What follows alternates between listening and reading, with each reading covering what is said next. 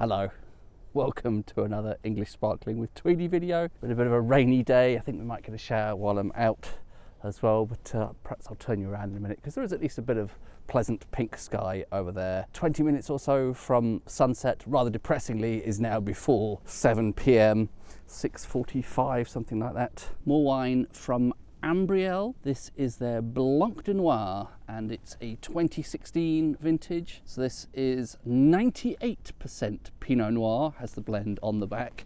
Does it really make a difference? 2% Pinot Meunier. That seems like a stretch. Is that really going to be noticeable? And it says it's had over 5 years on the lees. That's a very long period of lees aging. Quite low dosage. I think that was a sort of house style for Ambriel, wasn't it? 7 grams a litre, so that's right at the lower end of the brut style, which is the standard style for most traditional method sparkling wine. Is that 6 to 12 grams a litre of dosage. As a reminder, Ambriel is in West Sussex, very close to Nightimber's home vineyard. I think they're just the other side of the village of Nutbourne. An interesting cluster of vineyards there actually. At Nutbourne there are no fewer than 3 vineyards in the immediate vicinity. Nutbourne has a vineyard, an eponymous vineyard, which would be a good place for a visit at some point. It has a windmill for its tasting room, and of course its most famous resident, Nightimber. Probably a wonky camera angle, but if I angle you that way, hopefully you can get a bit of the pink sky over there. Can you see that? I don't know. And also you can appreciate the colour here. It's quite a pale colour. I always sort of imagine Blanc de Noir wines are going to be a slightly sort of darker, deeper, more sort of blush kind of colour, but you could show me that and tell me it's a Blanc de Blanc and I would believe you. So there's no obvious giveaways there that this is all 98% Pinot Noir, 2% Pinot Meunier. Again, what a weird blend. Tiny bit shy to begin with. More bitter and greener than I would expect. I imagine I would be met with stone fruit, hedgerow fruit, berry fruit. Those are the usual characteristics of Pinot Noir.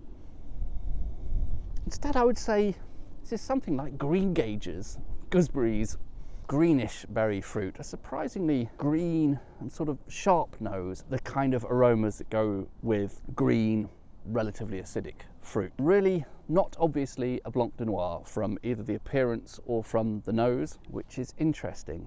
Is there a bit of autolytic character there? Maybe you'd expect something for 5 years on the lees, wouldn't you? There's certainly something kind of slightly bitter and complex. I know, again, it's weird to describe an aroma as bitter, but it's like the sort of aromas you might find in gin or tonic water. It's that kind of, those kind of things. So yeah, that's a surprising start. On the palate, really zingy. I totally believe it's only 7 grams a litre of dosage. Certainly no sweet edges to this. Not really getting a huge amount of fruit character along with that, apart from that zing, that sort of zestiness. Still all a little bit green, quite tart, quite acidic. Not much of the sort of fruit character I would expect for a Blanc de Noir.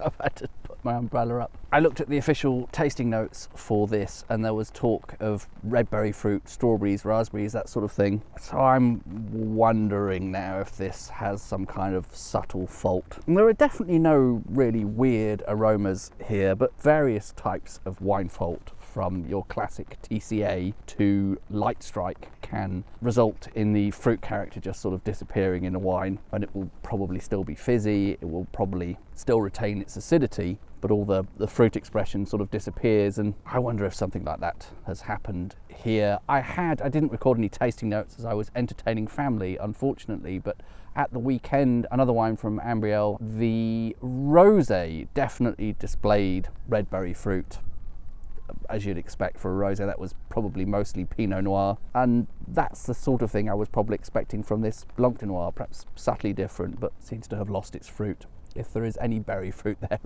it's gooseberries. Perhaps I'll try another glass before giving up on that. That's a bit disappointing. Oh well, this definitely has not improved on glass 2.